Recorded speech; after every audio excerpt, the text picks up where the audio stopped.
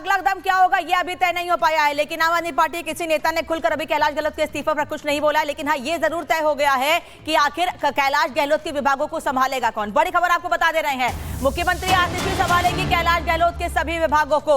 मुख्यमंत्री आतिशी ने राज्यपाल को प्रस्ताव भी भेजा है। हालांकि 2 से ढाई महीने बाद दिल्ली में विधानसभा के चुनाव होने हैं और उसके पहले ये उथल पुथल आम आदमी पार्टी को बड़ा झटका लगा है। कैलाश गहलोत ने पार्टी से इस्तीफा दिया और उसके बाद अब यह तय हो गया है कि सीएम आतिशी ही उनके विभागों को संभालेंगी। इसको लेकर उपराज्यपाल को प्रस्ताव तक भेज दिया गया है। उपराज्यपाल को प्रस्ताव भेजा गया है। इसको लेकर मुख्यमंत्री आतिशी ने राज्यपाल को प्रस्ताव भेजा है।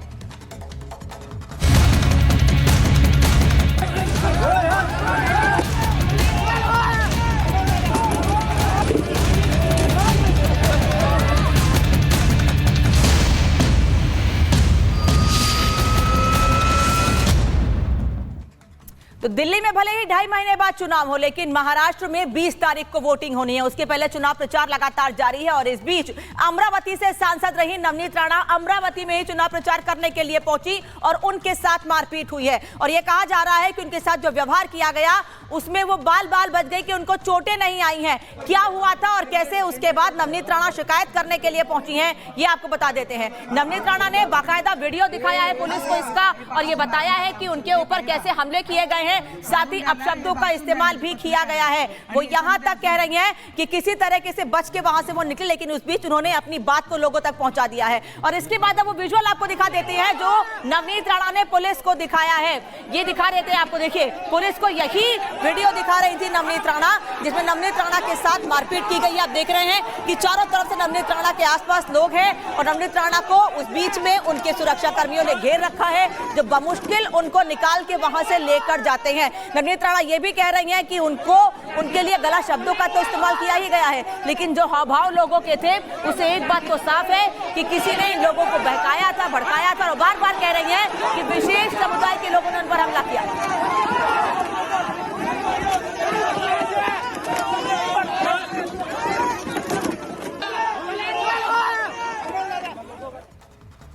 और बता देते हैं आपको कि नवनीत राणा पर आखिर अमरावती में हमला हुआ क्यों है। नवनीत राणा सनातन की कट्टर समर्थक हैं। अलग अलग मंचों से सनातन को लेकर मजबूत और महत्वपूर्ण बातें कहती रही हैं। सनातन वोट बनाने की मांग भी नवनीत राणा उठाती रही हैं, तमाम साधु संतों के साथ सुर मिलाते हुए।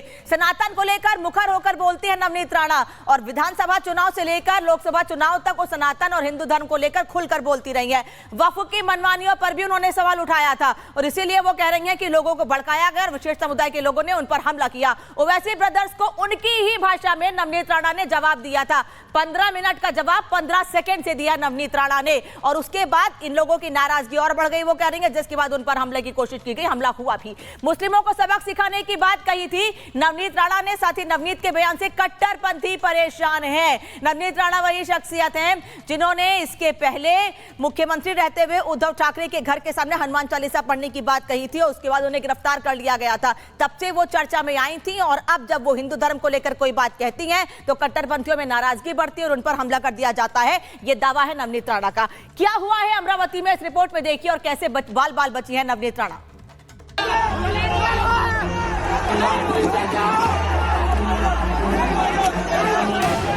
तेरे को 15 मिनट लग रहे होंगे, हम लोगों को 15 सेकेंड लगेंगे। ओवैसी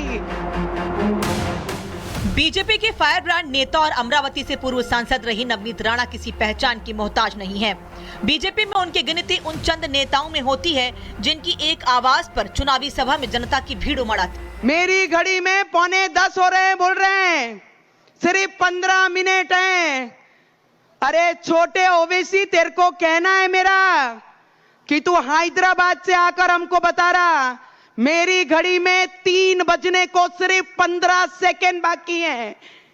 तेरी घड़ी में 15 मिनट होंगे, मेरी घड़ी में सिर्फ 15 सेकेंड बाकी हैं। तेरे को 15 मिनट लग रहे होंगे, हम लोगों को 15 सेकेंड लगेंगे। ओवैसी, ये उनका आक्रामक तेवर ही है जिसके चलते नवनीत राणा विपक्षी पार्टियों के लिए बुरा सपना है। वो दुश्मनों के गढ़ में भी शेरनी की तरह दहाड़ती हैं। ये उनका अंदाज है कि ओवैसी जैसे नेताओं की उनके सामने घिग्गी बंधी रहती, लेकिन देश की उसी शेरनी पर कायराना हमला हुआ है। कुछ उपद्रवियों ने उनकी चुनावी सभा में उन पर जानलेवा हमला किया। मैं आपको इतना जरूर बता सकती हूँ, वो जो गांव है उस गांव में उद्धव ठाकरे जी के, जनाब उद्धव ठाकरे जी के तालुका अध्यक्ष रहते हैं। क्योंकि उद्धव बाला साहेब ठाकरे जी है नाम उनके बीच में से गायब हो गया है, तो अभी जनाब उद्धव ठाकरे जी बन गए। तो स्पष्ट है कि जिस पक्ष का तालुका अध्यक्ष वो वहाँ रहते हैं, ये सीधा सीधा उन पे इशारा जाता है कि उन्होंने ये किया हुआ सभी कृत्य है उनके लोगों ने। मुझे लगता है मेरे विचार, जब 14 दिन मुझे जेल में रखा था हनुमान चालीसा पठन करने के बाद भी कोई मिटा नहीं सका। मेरे विचार कल भी थे, आज भी है, और आगे आने वाले आखिरी सांस तक मैं विचार लेके चलूंगी। नवनीत राणा अमरावती के दरियापुर तालुका के खल्लार में सभा करने पहुंची थी, जहां उनकी सभा में पहले से मौजूद कुछ उपद्रवियों ने अचानक हंगामा करना शुरू कर दिया और फिर देखते ही देखते नवनीत राणा पर हमला कर दिया। हालांकि कट्टर सोच रखने वाले विरोधियों की नीयत को नवनीत राणा और उनके सुरक्षा कर्मियों ने तुरंत पहचान लिया और मौके की नजाकत को देखते हुए तुरंत वहां से निकलने की कोशिश करती दिखी। लेकिन नफरती इतने गुस्से में थी कि जिसके हाथ जो लगा वो उसे लेकर नवनीत राणा को मारने के लिए दौड़ पड़ा।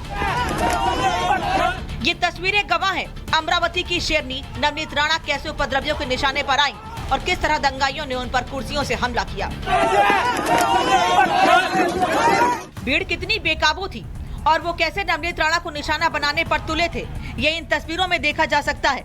हालांकि उनके सुरक्षाकर्मी मुस्तैद थे, बावजूद इसके खून खराबा करने पर उतारू उपद्रवियों की फेंकी हुई कुर्सियां नवनीत राणा को लगी। किसी महिला नेता की सभा में इस तरह का हमला आमतौर पर कभी देखने को नहीं मिला। खासकर अमरावती में नवनीत राणा पर हुए इस हमले को लेकर इससे पहले कि लोग कुछ समझ पाते, यहाँ भीड़ लगातार बेकाबू होती गई। माहौल ऐसा बन गया जैसे भीड़ किसी खास मकसद से यहाँ आई थी। वो तो गनीमत रही कि नवनीत राणा की सुरक्षा में तैनात सुरक्षा कर्मियों ने धैर्य बनाए रखा और वो किसी तरह नवनीत राणा को भीड़ के बीच से निकालकर बाहर ले आए, वरना कुछ भी हो सकता था। अमरावती की पूर्व महिला सांसद पर हुए इस जानलेवा हमले में सबसे हैरानी की बात ये देखने को मिली कि उपद्रवी नवनीत राणा की सभा से निकल जाने के बाद भी शांत नहीं हुए। वो लगातार सभा में बैठने के लिए रखी गई कुर्सियों को तोड़ते रहे और ये मंजर यहाँ काफी देर तक देखने को मिला। हालांकि किसी तरह यहाँ से निकलने के बाद नवनीत राणा ने इस घटना को लेकर पुलिस स्टेशन में शिकायत दर्ज कराई है, लेकिन उन पर हमला करने वाले लोग कौन थे और वो किस मकसद से उनकी सभा में आए थे, उन पर हमले का ऑर्डर किसने दिया था, ऐसे कई सवालों के जवाब पुलिस से मिलने बाकी हैं। मौके पर मौजूद चश्मदीदों के मुताबिक नवनीत राणा पर हमला करने वाले लोग एक विशेष समुदाय से ताल्लुक रखने वाले लोग थे, लेकिन वो कहां से आए और उनका मकसद क्या था, फिलहाल इस सवाल के इर्द गिर्द ही पूरे महाराष्ट्र की सियासत घूम रही है। Bureau report, Republic Bharat. जो हम बोलते हैं वही मोदी जी आजकल बोल रहे हैं। पता नहीं शायद मेमोरी लॉस हो गया है, जैसे अमेरिका का पूर्व राष्ट्रपति था उनका मेमोरी लॉस हो गया था।